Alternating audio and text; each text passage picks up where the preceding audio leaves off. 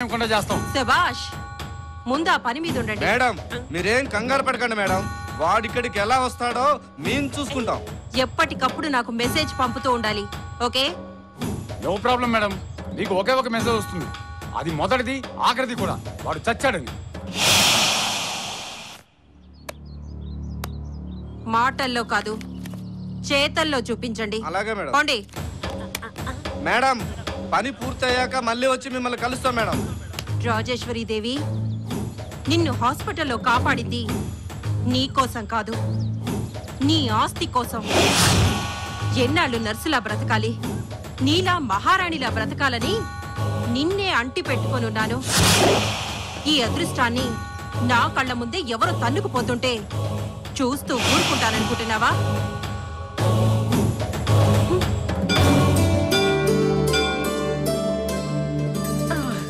మొక్క ఏంటో నా తొక్కుడిపోతుంది. అలా అనుకోకూడదు కదా. వీళ్ళ పెళ్లి జరిగితే బాబా గుడి చుట్టూ ప్రదక్షిణ చేస్తానని మొక్కుకున్నాను. తొందరగా నడవండ్రా నాయనా. ఈ ప్రదక్షిణలు అయ్యే లోపు నా ప్రాణం పోయేటట్టుంది. 108 ప్రదక్షిణ చేస్తానని మొక్కేసుకున్నావుగా, అనుభవించు. గోల గోల అని. నిజమేరా నాయనా, అయినా ప్రదక్షిణలు ఇంత కష్టంగా ఉంటాయని నాకు మాత్రం ఏం తెలుసు. అయ్యో బాబా, తప్పైపోయింది, క్షమించు. ఏం కష్టం అత్తయ్య, చూడండి నేను ఎంత బాగా నడుస్తున్నానో.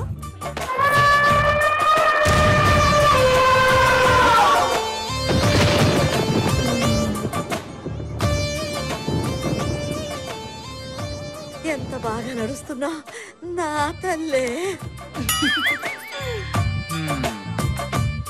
చూడరా వినోద్, ఎంత బాగా కదులుతోందో నా కల్పవృక్షం.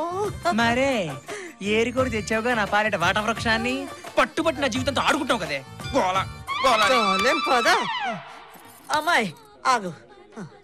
ఏంటత్తయ్య ఆయన ఏదో అంటున్నారు, నాకేం అర్థం కావడం లేదు.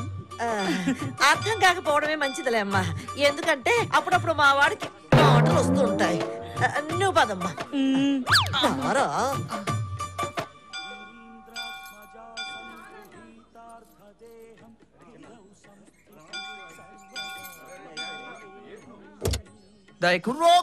ఆగుతురా.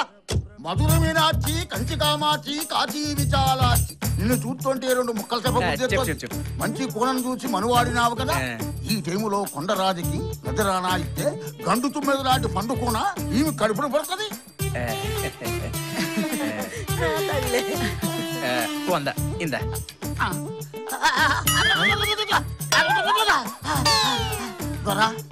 నీ బతుకు చూపెట్టుపోయింది. ఏ రేతి నీ పెట్టతో బుచ్చుకులాట ఆడతావో ఆ రాత్రి నీ బతుకు తెల్లారిపోతుందరా. నీ మొగల్లో కావుకలు వచ్చేసింది. ఈ డబ్బులు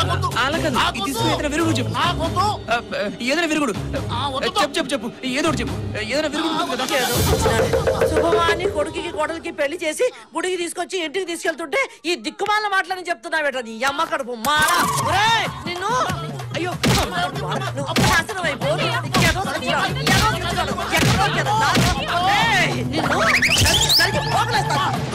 నీ బతుకు చూపెట్టుపోయింది. నీ మొగల్లో కావుకలు వచ్చేసింది. ఏదో సచ్చినాడు, ఏదో సచ్చి అమ్మ కడుపు మాడా. అదేంటే అమ్మ అలాగనేసాడు. నాన్న అవే నువ్వు మనసులో పెట్టుకోవద్దు. వాళ్ళేదో పిచ్చి పిచ్చి వేషాలు వేసి డబ్బుల కోసం ఏదో కూస్తూ ఉంటారు. అవే నువ్వు నమ్మొద్దు. నువ్వు పద నాన్న, ముందు నువ్వు పద.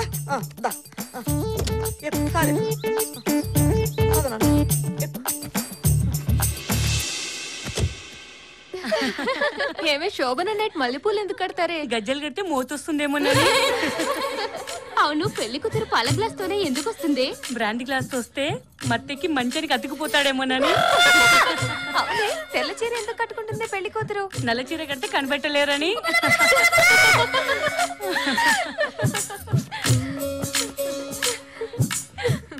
ఆగండి, ఏటారా తిప్పులాడి మా అప్పని చూడు, తీర్థంలో మా బావను చూడని తిప్పుకొని తిరగడమే కనపడుతుంది కానీ లోపల పనులు ఏవి అయ్యేటట్టు కనపడలేదు. ఇందుకే లోపల పనులు అయ్యే లేదా?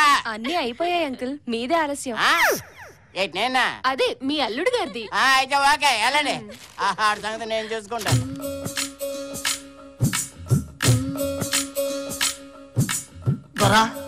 నీ బతుకు చూపెట్టుపోయింది. చూడు దొరా, ఏ రేతి నీ పెట్టతో బుచ్చుకులాట ఆడతావో ఆ రాత్రి నీ బతుకు తెల్లారిపోతుందోరా. బాబు ఇలా దిగాలుగా కూర్చున్నావుట్రా నాయనా అవతల అమ్మాయి రెడీ నువ్వు కోడగిత్తల కాలు దువ్వాలే గాని ఇలా గుడ్డు పెట్టి పెట్టలాగా ముడుచుక్కుంటుంటావేరా నీకే ఆస్తి వచ్చిందని ఓహో సంబరపడిపోతున్నావు నా బాధ ఎవరితో చెప్పుకోను ఓహో నువ్వింకా కోయోడు చెప్పిందే మనసులో పెట్టుకున్నావు అన్నమాట ఆ మాటలే నమ్మొద్దు అదంతా బూటకవరా నాయనా ఇదిగో ముందు నువ్వు యుద్ధానికి సిద్ధమైపో వాళ్ళ సొంత గోల గోలని ఏటల్లుడు ఏటి ఇలా కూర్చుండిపోయావు నా కొండ బంగారాన్ని నీ చేతిలో ఎట్టాను ఏంటి కాల్చి కరగ తీసుకోవాలి కానీ కాలు తెగిన కోతిలాగా ఇలా దిగలపడిపోయి కూర్చోకూడదు అవతల నా ముద్దులు కొండ నీకోసం సిద్ధంగా ఉంది పిల్లని సుఖపెట్టు నువ్వు సుఖపడు తేడా వచ్చిందో నా ఆస్తి మొత్తం నాకు వాపస్ కొట్టు ఏంటి అర్థమైందా నా సంగతి తెలుసు కదా జాగ్రత్త తొందరగా వచ్చి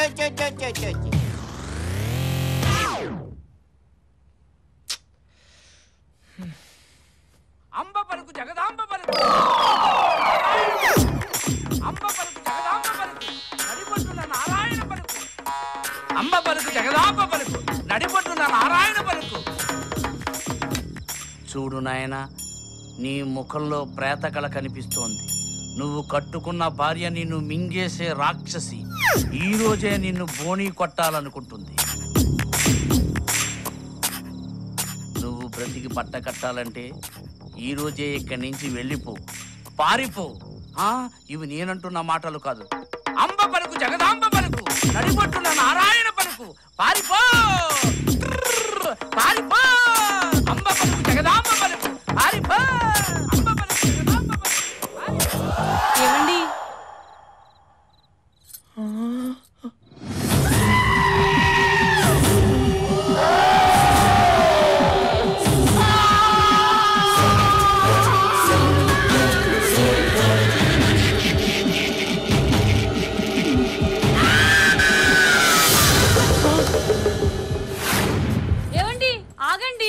ఏమండి ఏవండి నన్ను వదిలిపెట్టి వెళ్ళిపోతున్నారా?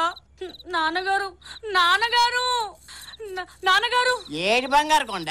నాన్నగారు నాన్నగారు. ఏటైందమ్మా నా బంగారు కొండ? నాన్నగారు ఆయన పారిపోయారు. ఎవరు తల్లి? పాడు. ఎవరైనా భర్త పేరు చెప్తారా ఏంటి? ఓహోని సిగ్గు బంగారం గాను. ఎందుకమ్మా సిగ్గు? ఇంతకీ ఏం జరిగిందో చెప్పు. ఆయన పారిపోయారు. ఎవరు అల్లుడా? ఇదిగో శకుంతలమ్మా, నీకు ముందే చెప్పాను నా బంగారు కొండకి ఏదైనా అన్యాయం జరిగితే దుమ్ము లేపేస్తానని. అంచేత నీ కొడుకు ఎక్కడున్నా సరే పట్టి తీసుకొచ్చి ఆ మొదటి రాత్రి కాస్త జరిపించు. ఏంటి అర్థమైందా? లేదా పెళ్లికి ముందు నేను రాసిచ్చిన దస్తావేజులు, పెళ్లికైన మొత్తం ఖర్చులు నువ్వు ఇక్కడ కక్కేయాల్సిందే. ఏంటంటున్నావా? లేదా నటీ సావిత్రిలో నటించేస్తున్నావా? అది కాదు అన్నయ్య గారు, మీరు తొందరపడకండి. మా వాడికి కొంచెం జాతకాలు పిచ్చి ఎక్కువ. అది నిజమని నమ్మి వాడు పారిపోయి ఉంటాడు. వాడు ఎక్కడున్నా సరే వాడికి నచ్చ చెప్పి నేను పట్టి తీసుకొస్తాను కదా, మీరేం భయపడకండి. విన్నావా? ధైర్యంగా ఉండాలా? అత్తయ్య ఏమ్మా, ఆయన త్వరగా తీసుకొచ్చి నా గదిలో ఉంచుతారా? తప్పకుండా నా తల్లే. మొగుడంటే ఎంత ప్రేమో. నా కొండ బంగారం నీకేటే. ఈ చెత్త కబుర్లకేం గానీ ముందు నీ కొడుకును పట్టుకునే ఆలోచన ఏదో చెయ్యి. అలాగే, మీరు కూడా రండి అన్నయ్య. పిల్లనిచ్చుకున్నాను, తప్పుద్దా? వస్తాను, సస్తానా? నువ్వుండు, నువ్వు దా.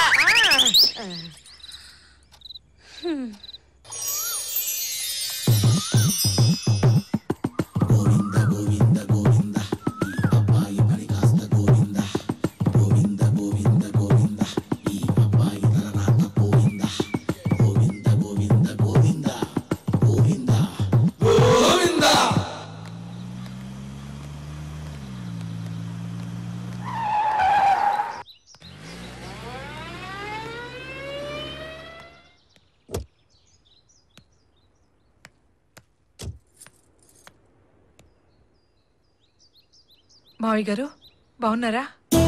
ఓహో రాజేశ్వరి, బాగున్నానమ్మా. నువ్వెలా ఉన్నావు? ఇదిగో ఇలా ఉన్నాను.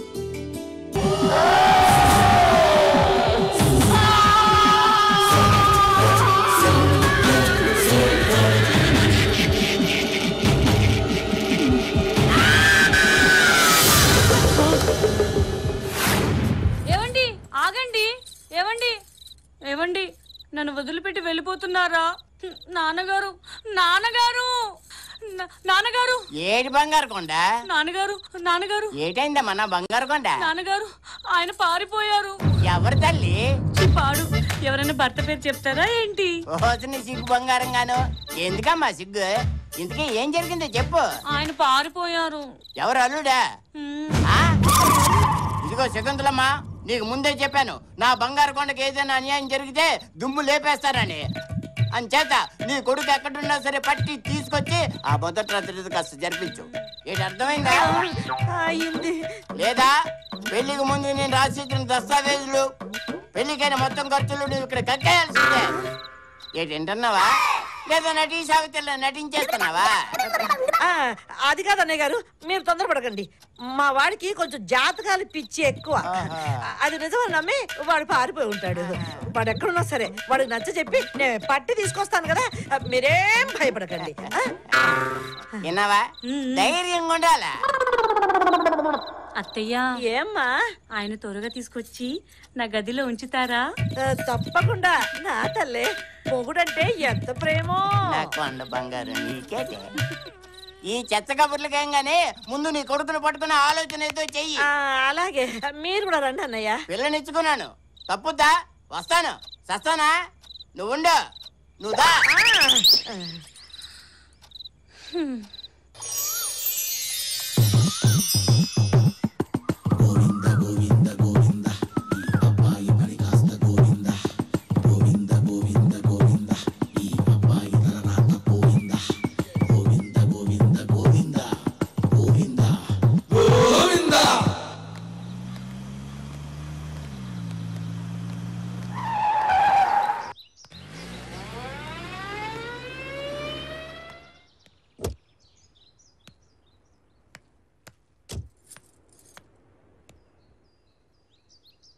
మావయ్య గారు బాగున్నారా? ఓహో రాజేశ్వరి, బాగున్నానమ్మా. నువ్వెలా ఉన్నావు? ఇదిగో ఇలా ఉన్నాను. ఈ అమ్మాయి ఎవరు? నా మనవరాలు, నీ తమ్ముడు కూతురమ్మా. చూసి 5-6 ఏళ్ళైంది. ఏమ్మా పావని, బాగున్నావా? చదువుకుంటున్నావా? వయసు వచ్చిన పిల్ల కదా, నేనే వద్దన్నానమ్మా. రండి మావయ్య, మీకు పావనికి బట్టలు తీసుకుందాం. వద్దులే అమ్మా, పావనికి బట్టలు తీసుకున్నాను. దాని బలవంతం మీద నేను కూడా తీసుకోక తప్పింది కాదు. అవును, నువ్వేంటి ఇలాగా? రేపు ఆయన వర్ధంతి కదా, ఆనవాయితీగా ఈ సంవత్సరం కూడా పేదవాళ్ళకి బట్టలు పెడదామని. రండి మావయ్య, ఇంటికి వెళ్దాం. తర్వాత వస్తాలే అమ్మా. పదమ్మా. పావన్ని తీసుకుని ఓసారి ఇంటికి తప్పకుండా రండి మావయ్య. తప్పకుండా తీసుకొస్తాను. కాలం బాగుంటే పావని నా ఇంటి కోడలుగా నా ఇంట్లోనే ఉండేది. పదమ్మా. ఉంటాను మావయ్య. వెళ్ళొస్తామయ్య.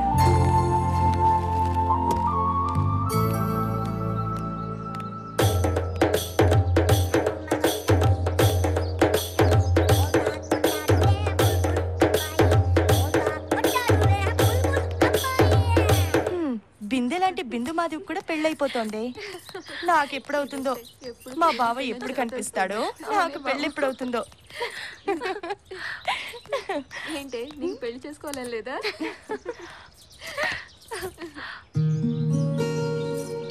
ఏదో ఫోటో చూస్తుంటే ఇంకెవరిది వాళ్ళ బావది.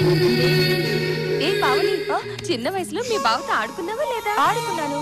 అయితే ఏం లేదు, ఆ ఫోటోలో ఉంది ఆడ మగో తెలియట్లేదు. ఎందుకే అంత కోపం? ఏం లేదు, ఈ ఫోటోలో అమ్మాయి మొహల్లా కనిపిస్తాను. మా బావ గురించి కామెంట్ చేస్తే ఆ ఫోటో పట్టుకొని బావా బావా అని తపస్సు చేస్తుంది. ఎందుకు మీ బావ ఉన్నట్ట? ఏంటి అలా మాట్లాడుతున్నారు? తప్పకుండా నా బావ ఎక్కడో ఒక చోట ఉండే ఉంటాడు, నా మనసు చెప్తోంది. సర్లే పావని, మీ బావ అదే ఫోటోని బ్యాంకులో భద్రంగా దాచుకో, లేకపోతే ఏ గాలికో ఎగిరిపోగలడు.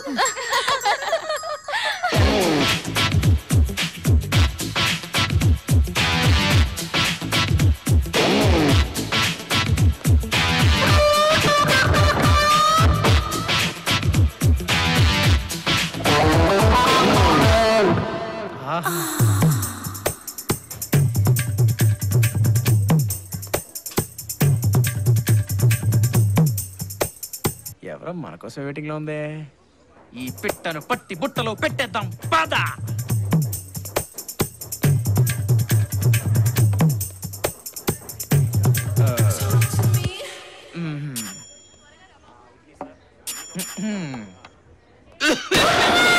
వాళ్ళమ్మో ఏంటిది?